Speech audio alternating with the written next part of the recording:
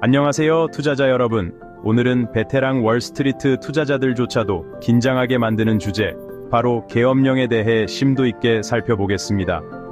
단순히 주식 종목을 고르는 것이 아니라 시장 전체를 혼란에 빠뜨릴 수 있는 시나리오를 이해하는 것이 중요합니다. 마치 나라 경제의 근간을 흔드는 지진과 같은 사건이죠.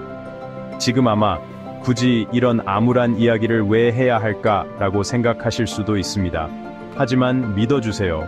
특히 오늘날처럼 변동성이 큰 세상에서 계엄령의 잠재적 영향을 이해하는 것은 모든 투자자에게 매우 중요합니다. 어떤 상황에도 대비해야 합니다. 계엄령의 의미, 과거 시장에 미친 영향, 그리고 가장 중요한 것은 여러분의 소중한 자산을 보호하기 위해 무엇을 할 수 있는지 자세히 알아보겠습니다. 아시다시피 지식은 힘입니다. 불확실한 시대일수록 지식은 공황과 비이성적인 결정에 맞서는 최고의 방패가 됩니다. 자, 계엄령과 주식시장에 미치는 영향이라는 어려운 주제를 함께 헤쳐나가 봅시다. 어려움을 극복하고 더욱 강하게 돌아오는 방법을 배우도록 준비하세요. 핵심부터 말씀드리겠습니다. 계엄령은 본질적으로 극심한 위기나 사회 불안 시 군대가 국가를 임시적으로 통제하는 것입니다. 폭동, 자연재해, 심지어 전쟁까지 생각해보세요. 평소와 같은 상황이 아닙니다. 계엄령이 선포되면 모든 규칙이 바뀝니다. 시민의자 리버티에 제한될 수 있고, 기업들은 문을 닫아야 할 수도 있으며 통행금지령이 내려질 수도 있습니다. 안정성과 예측 가능성을 바탕으로 삼는 경제는 갑자기 큰 불확실성에 직면하게 됩니다. 이러한 상황에 주식시장이 어떻게 반응할지 상상해보세요. 투자자들은 불확실성을 싫어하고 안정성을 갈망합니다. 계엄령이 내려지면 시장의 톱니바퀴에 렌치를 던져 넣는 것과 같습니다. 수요와 공급의 섬세한 균형을 무너뜨리는 것이죠. 다음 섹션에서는 역사를 통해 계엄령이 과거 시장에 어떤 영향을 미쳤는지 살펴보겠습니다. 과거를 기억하지 못하는 자들은 과거를 반복할 수밖에 없다라는 말처럼 말입니다.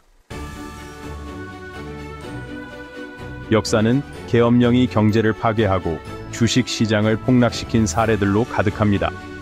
1967년 그리스 군사정권이나 2006년 태국 쿠데타를 기억하시나요? 이러한 사건들은 대규모 매도세를 촉발하여 시장 가치를 수십억 달러씩 증발시켰습니다. 1972년 필리핀의 경우를 예로 들어보겠습니다.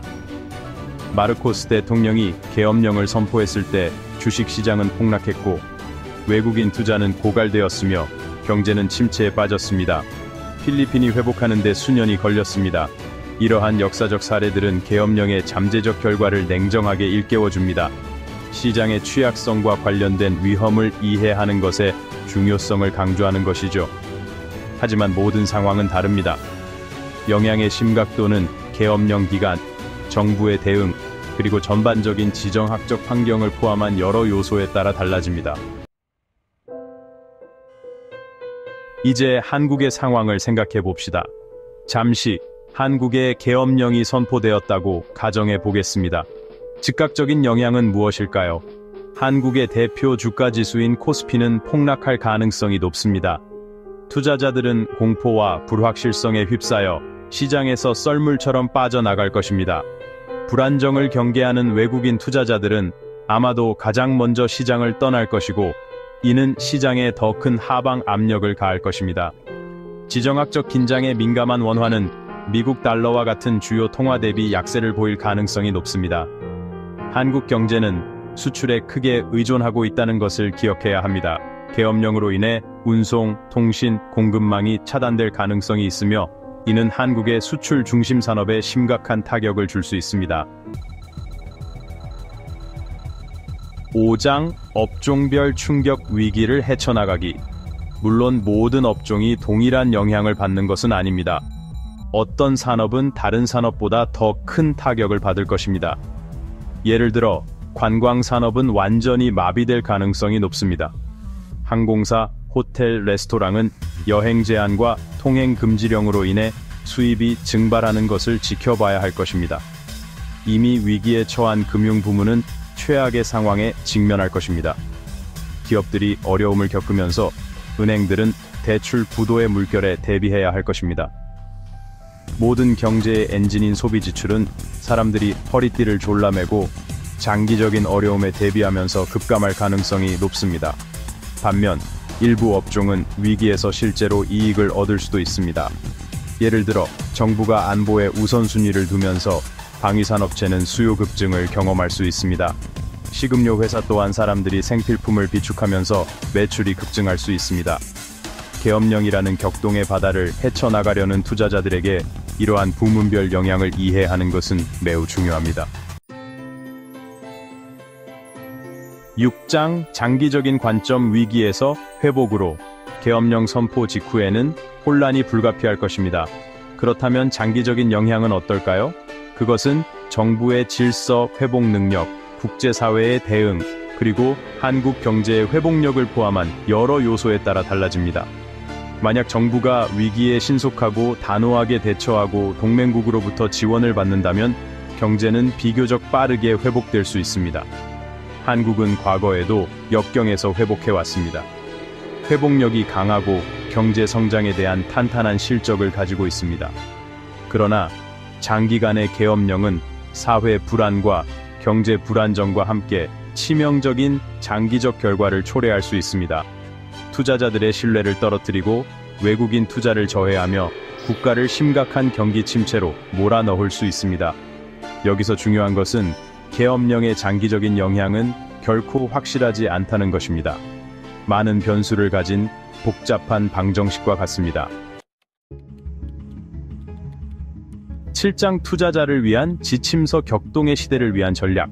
이러한 불확실성에 직면한 투자자는 어떻게 해야 할까요? 위기시 투자의 첫 번째 규칙은 바로 당황하지 마세요 입니다. 공황 매도는 손실을 확정짓는 것과 같습니다. 시장은 종종 좋은 소식과 나쁜 소식 모두에 과민 반응한다는 것을 기억하세요. 공황 상태에 빠지기보다는 심호흡을 하고 상황을 이성적으로 판단해야 합니다. 자신의 포트폴리오를 검토하고 위험 감수 수준에 맞는지 확인하세요. 현금 보유량을 늘리는 것을 고려해보세요. 이는 더 큰 유연성과 마음의 평화를 줄 것입니다. 지금은 경기 방어주를 살펴볼 좋은 시기일 수 있습니다. 공익사업, 의료, 필수 소비재와 같은 부문의 기업들은 경기 침체기에 더 탄력적인 경향이 있습니다. 다른 부문만큼 높은 성장 잠재력을 제공하지는 않을 수 있지만 변동성이 큰 시기에 안정감을 줍니다. 8장 위기의 심리 폭풍 속에서 침착함 유지하기. 투자는 단순히 숫자와 차트에 관한 것이 아닙니다. 심리적인 측면도 중요합니다.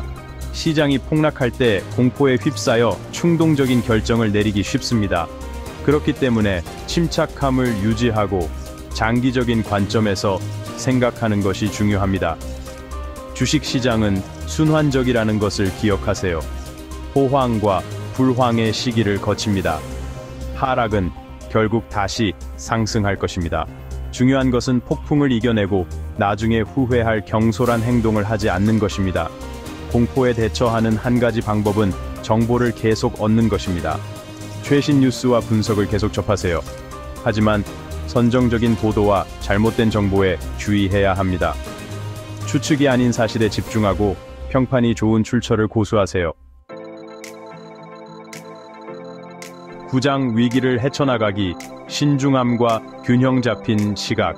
계엄령의 전망은 undoubtedly 불안감을 야기하는 것입니다. 아무도 상상하고 싶지 않고 경험하고 싶지 않은 시나리오입니다. 하지만 투자자로서 우리는 모든 가능성에 대비해야 합니다. 위험을 이해하고 잠재적 영향을 평가하며 정보에 입각한 결정을 내려야 합니다. 지식은 힘이라는 것을 기억하세요. 계엄령의 역학과 주식시장에 대한 잠재적 영향을 이해함으로써 우리는 명확하고 목적의식을 가지고 이 어려운 주제에 접근할 수 있습니다.